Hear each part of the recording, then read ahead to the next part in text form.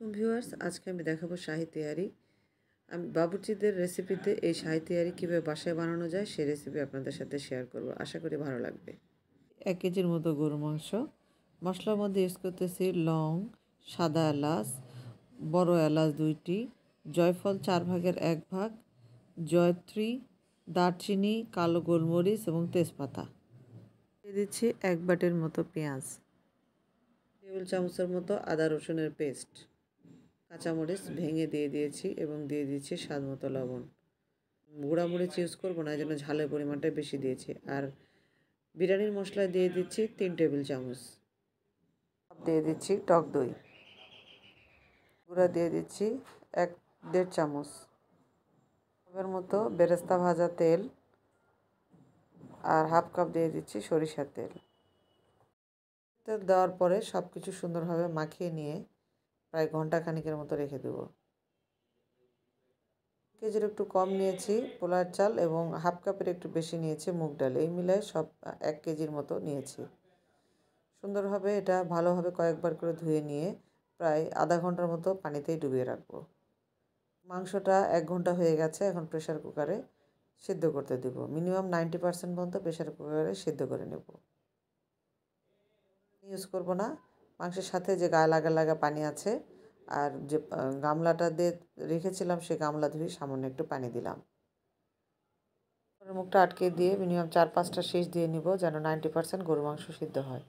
তেহারিতে আমার আলু দিতে ভালো লাগে, এই জন্য 2টা আলু কেটে নিয়ে তেলে একটু হালকা হলুদ লবণ দিয়ে একটু ফ্রাই করে নিচ্ছি। চুলাতে একটা বড় পাতিল দিয়ে প্রায় হাফ কাপের মতো দিয়ে দিচ্ছি রান্নার সয়াবিন তেল। 1 টেবিল চামচের মতো আদা রসুনের পেস্ট, মতো পেঁয়াজ বেরেস্তা, 2টা তেজপাতা, 3টা সাদা এলাচ এবং শাহি জিরা হাফ চামচের মতো দিয়ে দিলাম। এভাবে নেড়ে নিব যেন লেগে না যায়। ইউজ করেছিলাম 2টো দারচিনি। প্রেশার কুকার রান্না করতে দিয়েছিলাম, সে রান্নাটা হয়ে গেছে। মাংসটা নামিয়ে নিয়েছি চুলা থেকে। আমি পানি দিয়ে ইউজ করব। 1 কেজি চালের জন্য 8 কাপ পানি হয়, সেক্ষেত্রে আমি 8 কাপের থেকে একটু কম পানি দেব। 400 ml মতো একটু কম দেব। দিয়ে দিচ্ছি ভেজে রাখা আলুগুলো। আমি গরম পানি ইউজ করেছি। ওয়েট করব পানিতে বলক আসা পর্যন্ত। চলে আসলে আমি যে চালটা ধুয়ে পানি ঝরিয়ে রেখেছিলাম সেই চালটা দিয়ে দেব। তারপরে সুন্দরভাবে নেড়ে দিতে হবে যেন কোনো জায়গায় দলা পাকিয়ে না থাকে। আর এই সময় চুলার আওয়াজটা অনেক হাই হিটে হবে, কোনোভাবেই চুলার আওয়াজ কম করা যাবে না। পানিটা আর একটু শুকিয়ে আসা পর্যন্ত ঢাকনা দিয়ে ঢেকে দেব। উঠিয়ে আমি এই সময় দিয়ে দিচ্ছি 1 টেবিল চামচের মতো চিনি, চামচের মতো দিয়ে দিচ্ছি গোলাপ জল ও কেওড়া জল। এতে দোকানের মতো সুন্দর একটা সুবাস ছড়াবে। দিয়ে দিচ্ছি এবং ওয়েট করব পানিটা শুকানো পর্যন্ত। ঢাকনা দিয়ে উঠিয়ে দেখি কী পরিমাণ পানি এখনও আছে।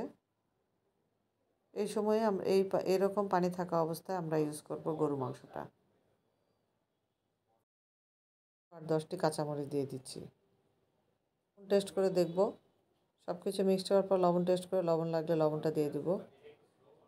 ঝাল করার জন্য হাফ চামচের মতো দিয়ে দিচ্ছি গোলমরিচের গুঁড়া এবং হাফ চামচের মতো গরম মশলার গুঁড়া।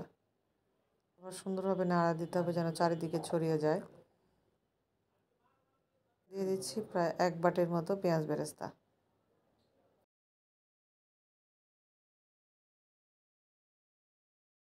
পরে একটু 1 চামচের মতো দিচ্ছি কেওড়া জল এবং গোলাপ জল। মাছটা হালকা করে দিয়ে নিচে একটা তাওয়া দিয়ে দিব এবং আধা ঘন্টার জন্য দমে রেখে দেব। উঠিয়ে দেখব, দেখুন কত সুন্দর পারফেক্টভাবে পোলাওটা কুক হয়েছে। পোলাওটা অনেক সুন্দর ঝরঝরা হয়েছে। কত সুন্দর করছি রেসিপিতে পারফেক্টভাবে শাহি তেহারি তৈরি করা যায় সেই রেসিপি আপনাদের সাথে শেয়ার করলাম।